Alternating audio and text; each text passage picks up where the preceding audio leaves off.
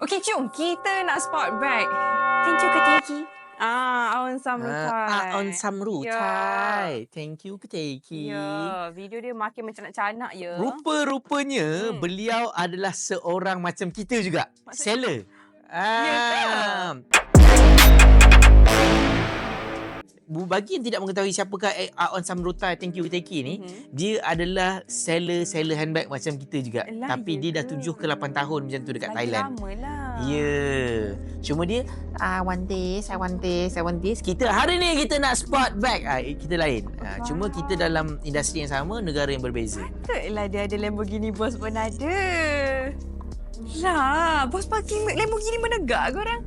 Jenis, berapa darjah? Terkejut saya. Bila nak turun tu tekan. Lepas tu kalau nak buka pintu dia semua tu macam tu.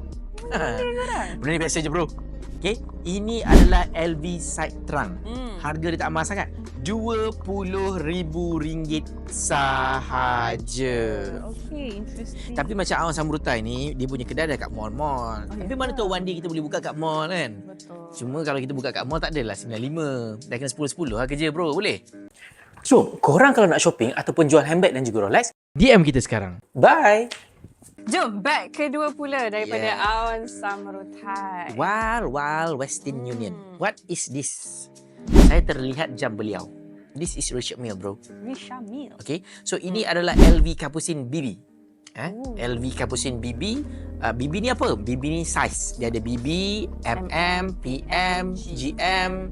Okay, so harga dalam RM34,500 sahaja. Wow, kapusin ya. Capucine So, kedua-dua pasang handbag milik Aon Samrutai Thank you ke Teki? Betul, Harga berapa? tak mahal sangat, dekat RM54,500 sahaja. Tapi bagi yang tidak mengenali lah kan, dia rupa-rupanya dia adalah pemilik kedai. So Baru kahwin kan? So kita tengok, kita baru berapa tahun, saya tengok lagi 5 tahun, 6 tahun, kita dah boleh jadi popular. InsyaAllah. Sekarang pun bukan bos popular ke? Bos Tak adalah Aisyah, saya ni orang Islam. Bos tipe dia orang ke? Bos cakap bos popular.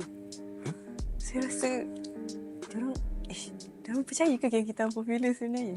Sebenarnya tak, yang followers tu semua ni. Kan? Saya tepik je. Tapi diorang taklah. Biar dah, tak ada, betul tak?